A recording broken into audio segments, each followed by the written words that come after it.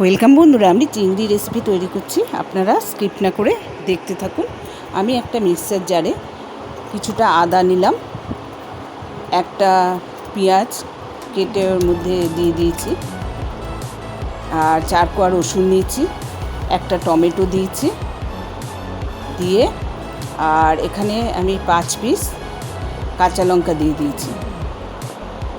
আর এর মধ্যে আমি পোস্ত গুঁড়ো করে রেখেছিলাম, সেই পোস্তটা শুকনো গুঁড়ো করে রেখেছিলাম, সেই পোস্ত এর মধ্যে দিয়ে দিলাম। দিয়ে এটা আমি পেস্ট করব। পেস্ট করে আমি চিংড়ি মাছ বানাবো। এর মধ্যে আমি কড়াইয়ে তেল বসিয়ে জিরে ফোড়ন দিয়ে চিংড়ি মাছগুলো আমি ভাজছি, দেখতে থাকুন। আমার আগে কিছুটা ভেজে রেখেছিলাম।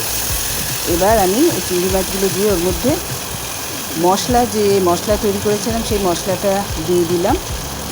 দিয়ে এবার আমি ভালো করে নেড়ে চেড়ে এটা তৈরি করব, ভালো করে কষাবো। দেখুন আমি কীরকমভাবে বানাচ্ছি, অবশ্যই আপনারা ঘরে ট্রাই করবেন, খুব টেস্টি হয় খেতে এটা। আপনারা অবশ্য এখানে স্বাদ মতো নুন দিলাম, হলুদ দিলাম, কাশ্মীরি লঙ্কা গুঁড়ো দিলাম, দিয়ে আমি সব একসঙ্গে মিশিয়ে দিচ্ছি।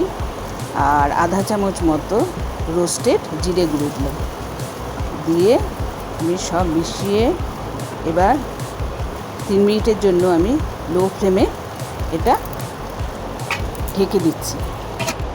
আপনারা অবশ্যই সাবস্ক্রাইব করবেন, সাবস্ক্রাইব করলে আমার আরও নতুন রেসিপি দেখতে পারবেন।